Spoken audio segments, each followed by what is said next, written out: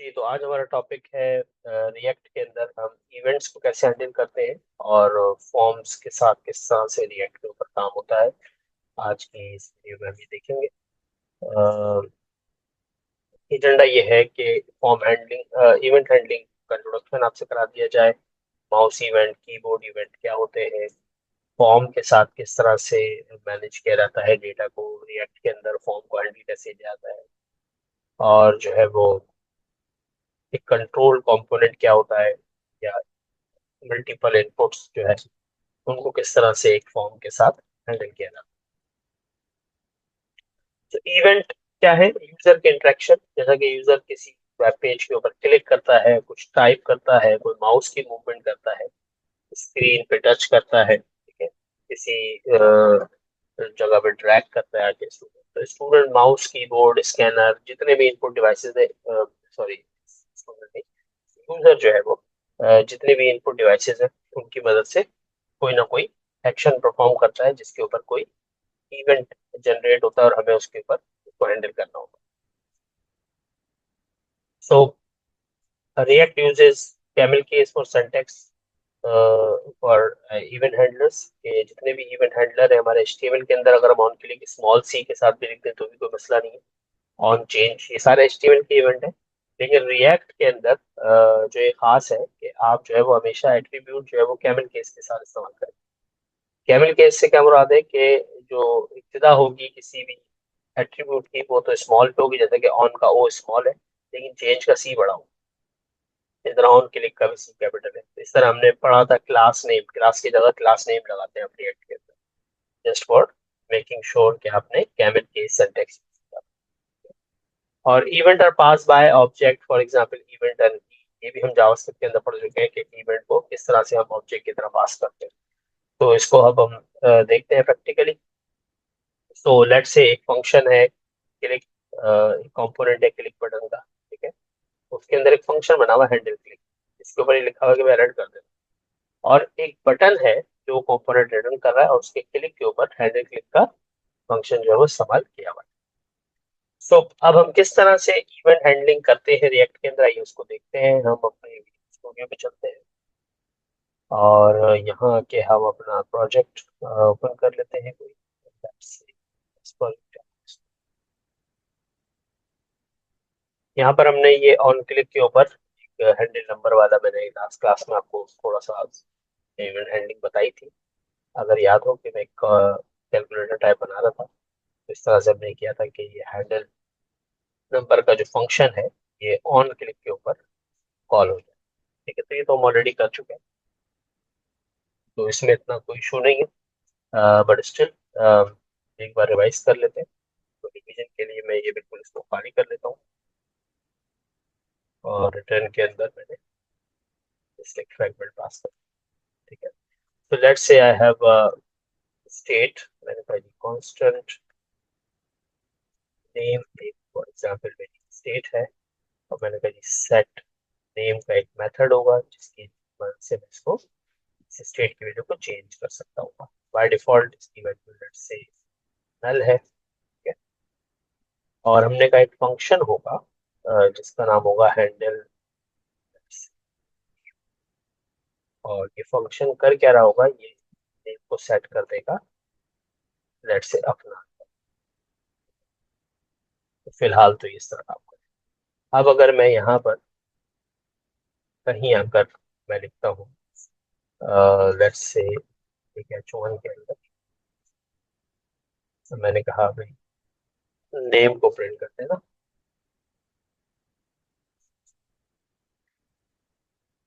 और नीचे उसके एक बटन लगा दिया मैंने, टाइप बटन, और उसके ऑन क्लिक के ऊपर तो देखिए ऐसी कैपिटल हो गया, ऑन क्लिक जैसे ही तो बटन को क्लिक करेगा तो हैंडल नेम वाला फंक्शन कॉल। इस एप्लीकेशन को रन कर लेते हैं।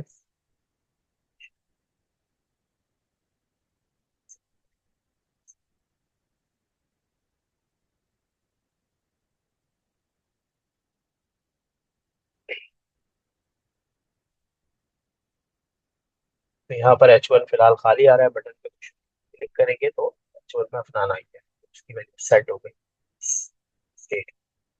ठीक है, बटन पे भी एक वैल्यू लिख देते हैं फॉर एग्जाम्पल।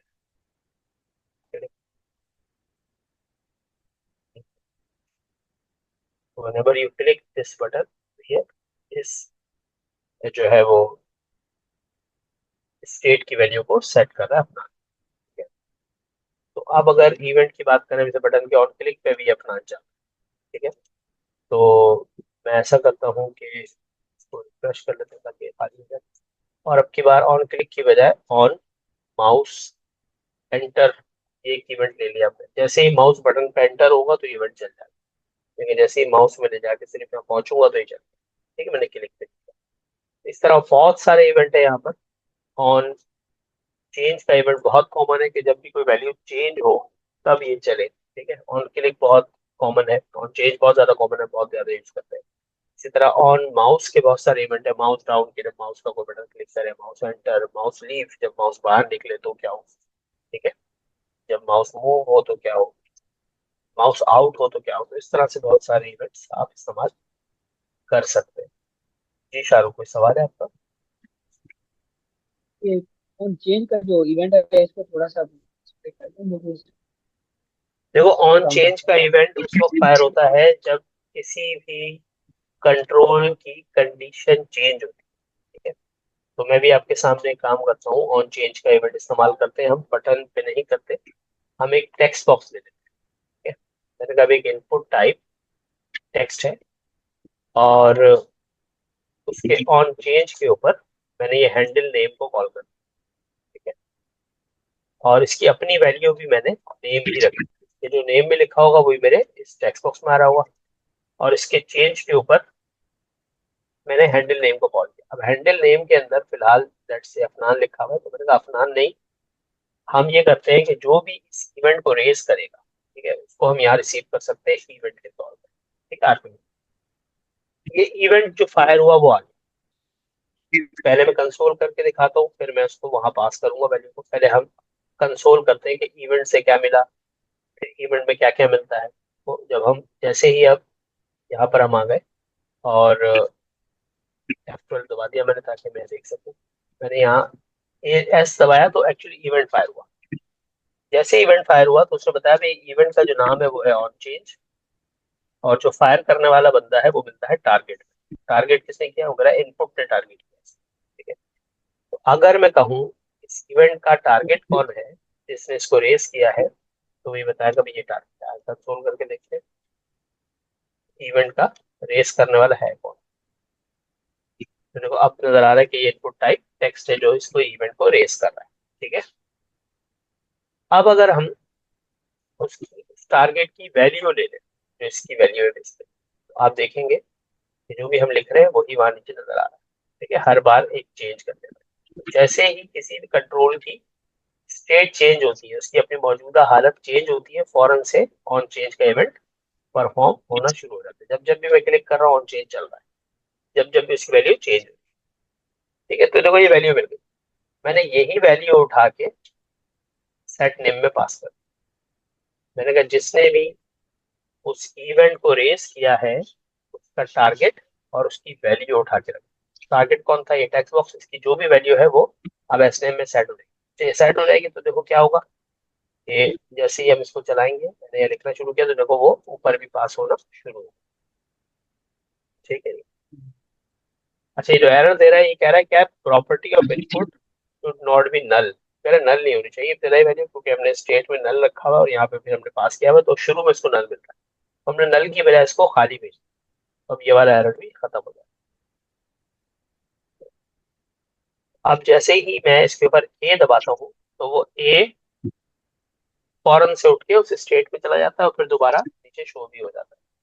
ठीक है, क्योंकि हमने ये कहा हुआ है कि ऑन चेंज पे हैंडल नेम का फंक्शन चलाओ, और हैंडल नेम के फंक्शन में लिखा हुआ है कि भाई जो भी इवेंट को रेस करे उसी की वैल्यू उठा लेना। तो जो इवेंट को रेस कर रहा है वो इनपुट की डिवाइस है, और उसकी जो भी करंट वैल्यू है वो उठ के कहाँ जा रही है, सेट में।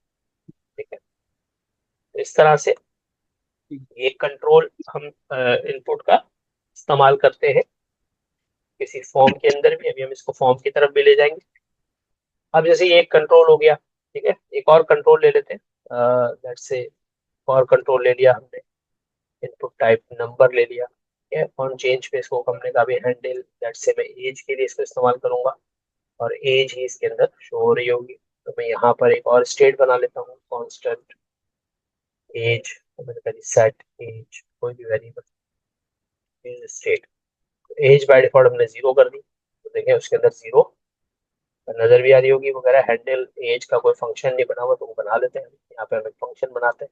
अब मैंने जावास्क्रिप्ट के अंदर फंक्शन बनाने का एक तरीका तो ये बड़ा सिंपल सा है, एक और तरीका भी है कि अगर आप लेट करके फंक्शन बनाना चाहते हैं तो आप हैंडल एज का फंक्शन इस तरह से बनाएंगे, इक्वल टू एरो फंक्शन के साथ, इस तरह से भी आप फंक्शन बना सकते हैं, एक ही बात है। ठीक है, अब इसमें भी हम इवेंट पास करेंगे अपना, और हम कहेंगे सेट एज के ऊपर क्या करना, जो भी इसको रेस करे इस इवेंट को का टारगेट पकड़ो, किसने रेस किया, और उसकी जो भी वैल्यू है वो सेट एज में पास कर दो। अब ये देखें हमारे पास दो टेक्स्ट बॉक्सेस हैं, ये वाला जो है पास हो रहा है हमारा नेम के अंदर, और ये वाला जो है हमारा पास हो रहा है एज के अंदर। ये वहां जा रहा है और वहीं से वापस भी आ रहा है, तो ये में 50 यहाँ दिखा रहा है, इसका मतलब वैल्यू सेट हो रही है एज के अंदर जा रहा है। प्रिंट करना चाहे प्रिंट भी कर लेंगे भी, नेम के साथ साथ एक डैश लगाया और मैंने कहा प्रिंट भी नजर आ रहा है। अब अगर आप एज को चेंज करेंगे तो वो रन टाइम पे ऑन चेंज देखो चल रहा है यहाँ, पेपर पे चल रहा है, ठीक है। तो इस तरह से वहां पर मल्टीपल इनपुट्स हो सकते हैं। अब इसको हम लेके जाते हैं फॉर्म की तरफ। तो देखिए फॉर्म जो है हमारा, वो तो वैसे ही फॉर्म होता है जिस तरह से हम बनाते हैं। So let's say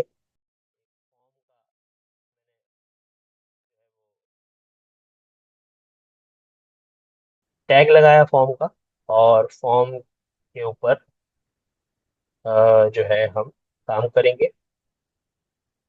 let's say मुझे फॉर्म के ऊपर एक इनपुट टाइप सबमिट भी चाहिए ताकि फॉर्म सबमिट हो, ठीक है। और वैल्यूज पे लिखती है फॉर एग्जाम्पल सेव, कुछ भी लिखा हमने, तो ये हमारा फॉर्म बन गया, ठीक है। अब हम सबमिट करते हैं तो देखिए फॉर्म पेज को रिफ्रेश कर देता है, ठीक है। सबमिट का ये नुकसान है, पेज रिफ्रेश हो रहा है। तो ये बहुत ही एक बहुत बड़ा मसला है रिएक्ट के साथ, क्योंकि रिएक्ट के अंदर तो हमने पेज को सबमिट करना ही नहीं है। रिएक्ट में जब हम किसी पेज पर आ जाते हैं तो फिर वो पेज जर्क नहीं करता, वो पेज चेंज नहीं होता। तो हम किस तरह से इसको हैंडल करेंगे, अब ये तो दोनों चीजें बिल्कुल सही है, ये हमारा हैंडल नेम भी चल रहा है, हैंडल एज भी चल रहा है, और दोनों वेरिएबल हमें मिल रहा है, ठीक है। तो ये सबमिट को कैसे हैंडल करेंगे आ जाए।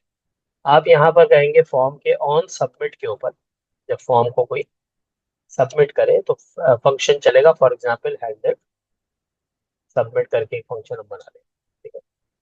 अब इसमें हम क्या करेंगे हैंडल सबमिट में, ये वो जगह है जहाँ पे हमें फॉर्म कहीं डेटा भेजना है, कहीं कुछ करना है, कोई एपीआई कंज्यूम करनी है, तो वो वाली जगह फिलहाल हम ये करेंगे भाई जो भी सबमिट हुआ है डेटा वो कंसोल कर। तो हम एक फंक्शन बना लेंगे, ऐसे बना लें सबमिट, और इस फंक्शन पे सबसे पहला काम आप ये करें कि ये जो क्लिक करने पे फॉर्म सबमिट हो रहा है ना, इसको रोकें। तो कैसे रोकेंगे, आप कहेंगे भाई जो भी इवेंट का रेस करने वाला है उस इवेंट को प्रीवेंट डिफॉल्ट कर। प्रीवेंट डिफॉल्ट का मतलब ये होता है कि जो भी उसका डिफॉल्ट बिहेवियर है उसको रोक दिया जाए। तो अब जैसे ही हम सबमिट करेंगे देखें उसका डिफॉल्ट बिहेवियर चलना बंद हो जाएगा, मैं इसको सबमिट कर रहा हूँ, पेज रिफ्रेश नहीं होगा।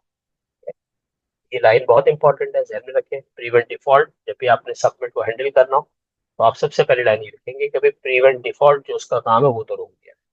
फिर हम कहते हैं भी करना ये है कि वो जो दोनों वेरिएबल है उनकी वैल्यू को फॉर एग्जाम्पल एपीआई में भेजना है कुछ भी, तो हम फिलहाल कंसोल करके देख लेते हैं कि उन दोनों की वैल्यू क्या आ रही है। मैंने कभी नेम को भी कंसोल करो और एज को। तो अब जब हम यहाँ पर कोई भी नेम देंगे अफनान और एज दे देंगे से 36 और सबमिट करेंगे, तो ये देखें दोनों वैल्यूज हमें मिल गई फॉर्म से कंसोल की तरफ, ठीक है। अच्छा, तो अब ये देखें ये फॉर्म हो गया, इस फॉर्म के अंदर दो हमारे पास टेक्स्ट बॉक्सेस थे, तो हमने बड़ी आसानी से दोनों टेक्स्ट बॉक्सेस के लिए दो फंक्शन लिख के हैंडल कर लिया, दो स्टेट है, ये तो सही है।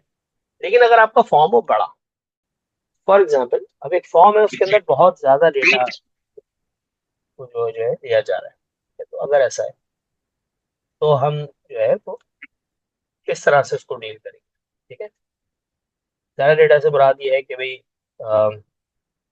एक फॉर्म है उसके अंदर बंदे का नाम भी पूछा जा रहा है, एनआईसी भी पूछा जा रहा है, उसका जो है वो एज भी ली जा रही है, उसका बैंक अकाउंट नंबर भी ले रहे हैं, उसकी जो है वो एजुकेशन की डिटेल भी दे रहे हैं, तो बहुत बड़ा फॉर्म हो गया। तो बहुत बड़ा फॉर्म हो गया तो इसका मतलब है हर एक फील्ड के लिए बहुत सारे कांस्टेंट बनाएंगे हम, इस तरह से बहुत सारी स्टेट बनाएंगे।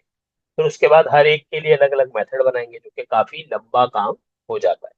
इसका क्या हल है? उसका हल ये है कि बजाय आप एक एक फील्ड के लिए अलग अलग जो है वो फंक्शन और अलग अलग जो है वो आप स्टेट्स बनाएं, आप उसके लिए एक ऑब्जेक्ट स्टेट बना दें। एक ऐसी स्टेट बनाएं जिसमें एक बड़ा सा ऑब्जेक्ट हो, ठीक है। तो वो काम कैसे होता है, मैं इसको फिलहाल आपको दो के साथ ही करके दिखा देता हूँ। कि ये दो मेरे जो है वो टेक्स्ट बॉक्सेस है, और इसके लिए दो स्टेट है और दो फंक्शन है। मैंने ये सब कमेंट कर दिया है सब। अब मैं इसको नए तरीके से बनाता हूँ, सेम वही चीज। इस तरह से हम एक कांस्टेंट स्टेट बनाएंगे, और लेट से मैंने कह दिया स्टूडेंट की स्टेट है, और सेट स्टूडेंट करके तो फंक्शन बना लिया। और यूज स्टेट में अब की बार मैंने एक ऑब्जेक्ट डिक्लेयर कर दिया, और उस ऑब्जेक्ट में मैंने कहा कि नेम, और नेम की वैल्यू फॉर एग्जाम्पल खाली है फिलहाल, कॉमा एज, और एज की वैल्यू मैंने फिलहाल 0। ठीक है, तो अब ये मेरी स्टेट एक बन गई जिसमें नेम और एज, आप जितने चाहे आप इसके अंदर चीज बना सकते हैं, आपकी मर्जी। अब यहाँ पर मैंने कहा अभी जो वैल्यू है ना वो नेम तो नहीं है, अब वो वैल्यू कहाँ है, वो है स्टूडेंट डॉट नेम। ठीक है, देखें स्टूडेंट के अंदर से नेम मिल रहा है, स्टूडेंट के अंदर name। इस तरह एज भी जो है वो अब मिल रही है स्टूडेंट डॉट एज। ये देखो परफेक्ट हो गया। तो देखो हमारा जो फॉर्म है वो ठीक होगा जो हमने बनाया हुआ है। अब वो कह रहा है कि भाई कुछ यहाँ पर कंसोल हुआ हुआ नेम और एज।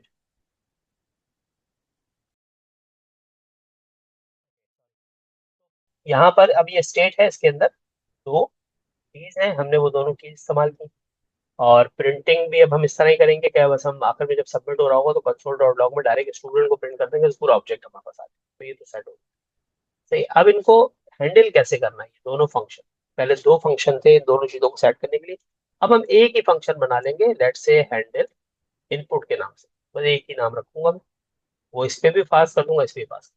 अब वो कैसे इस दोनों को यूनिक करेगा, तो यूनिक इस तरह करेगा कि हम जितने भी हमारे ऑब्जेक्ट के अंदर कीज है, उसी नेम के साथ हम अपने कंट्रोल्स को भी डिक्लेयर करते हैं, नेम इक्वल टू नेम और नेम इक्वल टू एज।